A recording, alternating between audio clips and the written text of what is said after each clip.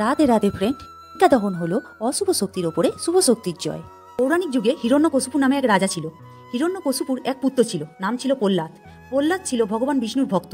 হিরণ্যকশিপু বিষ্ণুকে সহ্য করতে পারতেন না। তিনি তার পুত্রকে অনেকবার বিষ্ণুর উপাসনা থেকে বিরত করার চেষ্টা করেছিলেন, কিন্তু তা কখনোই সম্ভব হয়নি।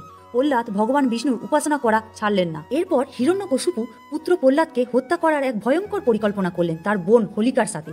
হোলিকা একটি বর পেয়েছিলেন যে তিনি কখনোই আগুনে পুড়ে মারা যাবেন না। আর এই বরকেই কাজে লাগিয়ে হোলিকা প্রহ্লাদকে কোলে নিয়ে চিতার উপরে বসলো এবং সেখানে আগুন জ্বালিয়ে দেওয়া হলো। প্রহ্লাদ ভগবান বিষ্ণুর নাম জপ করতে থাকে।